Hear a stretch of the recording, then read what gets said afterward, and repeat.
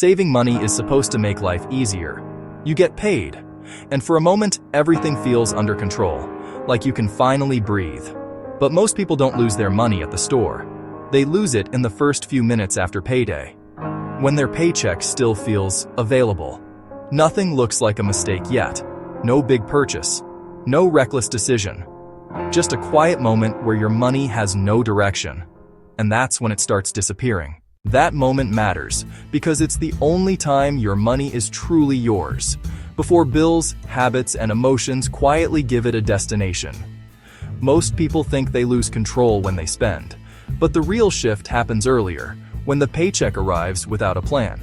And once you see what happens in that gap, you start understanding why money disappears even when nothing bad was bought. The truth is, the first few minutes after payday aren't just a moment. They're a turning point, because before the bills hit, before the notifications, before life starts pulling from your account, your paycheck is at its most vulnerable. If it doesn't get direction early, it starts drifting. And drifting doesn't look like failure. It looks like a normal month. That's why the difference between struggling and being in charge isn't always a bigger salary. Sometimes, it's simply what happens first. The moment your money begins moving automatically, before spending even enters the room. The first thing to do is automate your finance. Most people keep all their money in one place, one account, one balance, one number that's expected to carry an entire month. But when spending money and future money live together, future money rarely survives, not because anyone is irresponsible, but because life is fast and access is effortless. Bills don't wait, emergencies don't schedule themselves, and the smallest quick spend always feels harmless in the moment. So the paycheck arrives, and before you even realize it, it starts drifting. That's why the first shift isn't willpower, it's boundaries, real boundaries, the kind your money follows automatically, even when you're busy, tired, or distracted, and it starts the moment you get paid. Your paycheck needs to split immediately. One part moves into your spending account, another part moves into savings. Not after you've spent, not after the month gets messy, because money that moves first doesn't drift. So no, this isn't just about discipline, it's about timing. It's about what happens when money enters your life with no boundaries. And that's why the first measure isn't willpower, it's automation. Because when your paycheck lands in one account, fully accessible, fully mixed together, life gets the first vote, spending gets the first vote, emotion gets the first vote, and your future has to fight whatever is left. Automation flips that order. It makes the decision once, so you don't have to make it again every month. The moment you get paid, your money needs to split automatically. One part goes where life happens, your spending account, and the other part goes somewhere quieter, your savings. Somewhere it doesn't get touched casually, somewhere it isn't sitting right beside temptation. Not because you don't deserve to enjoy your money, but because your future deserves to survive the month too. 2. Know your financial baseline. Most people think their money disappears because they don't earn enough. And sometimes, that's true. But more often, the problem is quieter. They don't actually know what their life costs, not what it feels like, what it costs in numbers. Because there's a difference between having expenses and knowing your financial baseline. Your baseline is your minimum stability point, the line between surviving and struggling. It's not the lifestyle you want. It's not the version of you that feels confident on payday. It's the minimum amount your life requires every month, so you can breathe without financial stress. And most people never calculate it.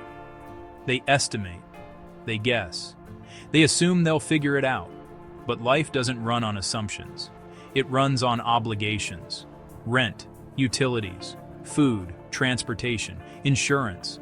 Then the payments nobody likes thinking about, minimum credit cards, loans, debt that follows you into every new month. And even the things people don't count as expenses until it's too late. A little protection, a little savings, a little space for emergencies. Because the baseline isn't just bills.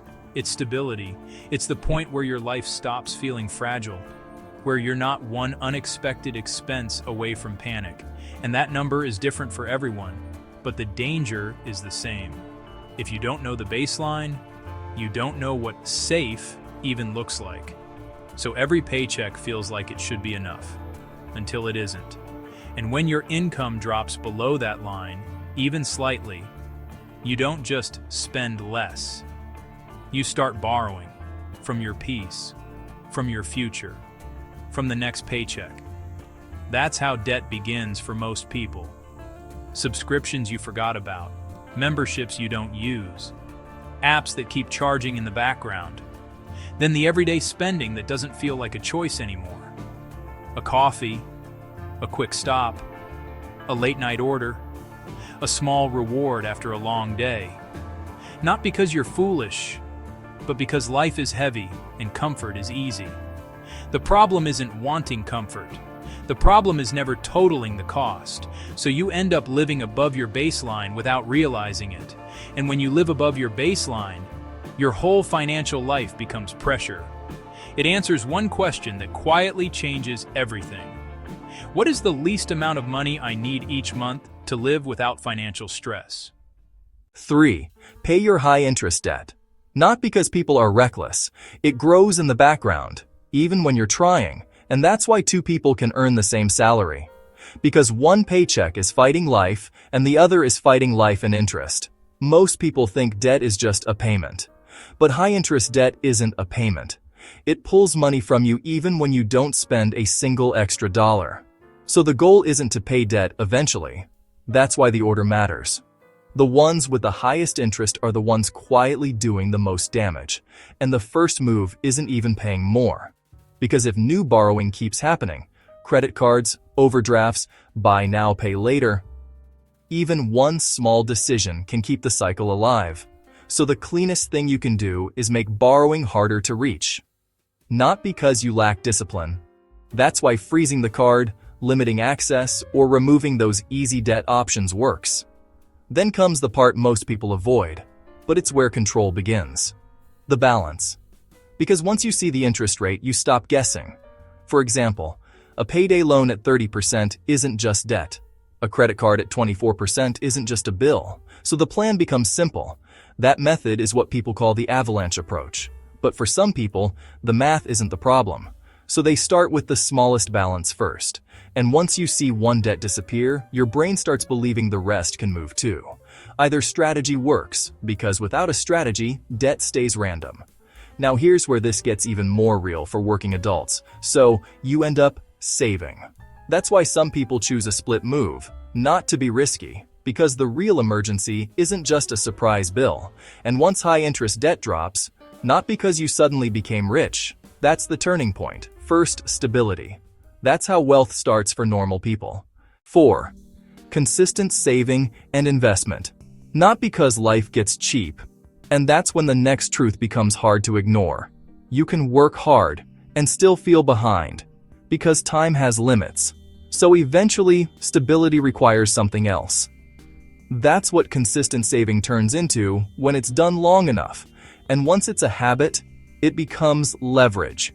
Because saving is what keeps you safe. This is where compound interest stops being a finance word and starts becoming a real advantage. It grows in the background. For most salary earners, the easiest place to start is the money that's already built into the system.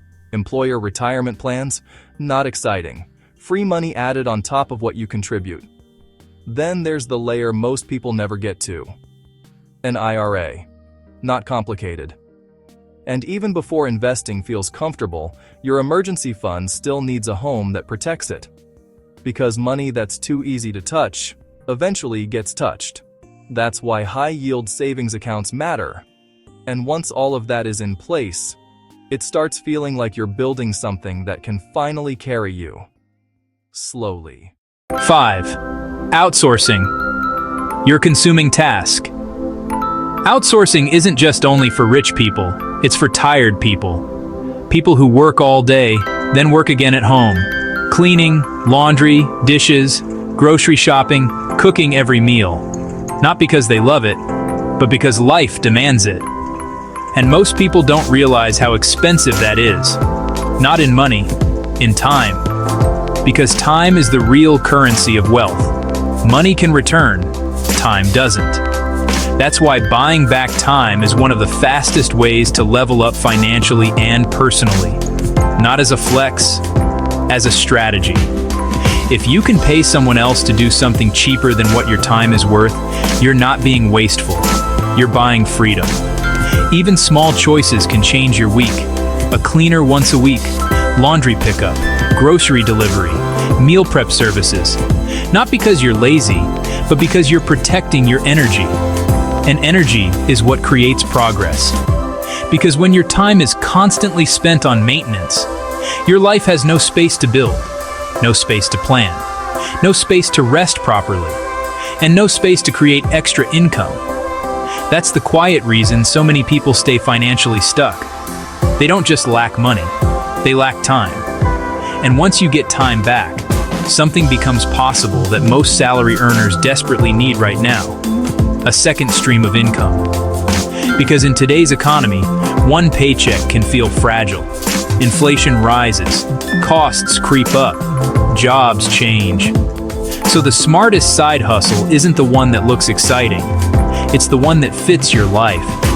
Something you can do without burning out. And for most people, the best place to start isn't some new business idea. It's a skill they already have. Writing, design, video editing, virtual assistants, consulting, even tutoring, even coaching, even creating a simple course from something you already know. Or helping professionals write resumes and build their LinkedIn presence. Not because it's glamorous, but because it's valuable. And value is what gets paid. So outsourcing isn't just about convenience. It's about creating space. Because when you buy back time, you don't just gain hours, you gain leverage. And leverage is how you stop relying on one paycheck to carry your entire life. The goal was never to be perfect with money. The goal was to stop feeling powerless every month. And when your money has boundaries, your life gets lighter. Because wealth isn't just what you earn. It's what finally stays long enough to matter. If you want more videos like this, you'll find them here.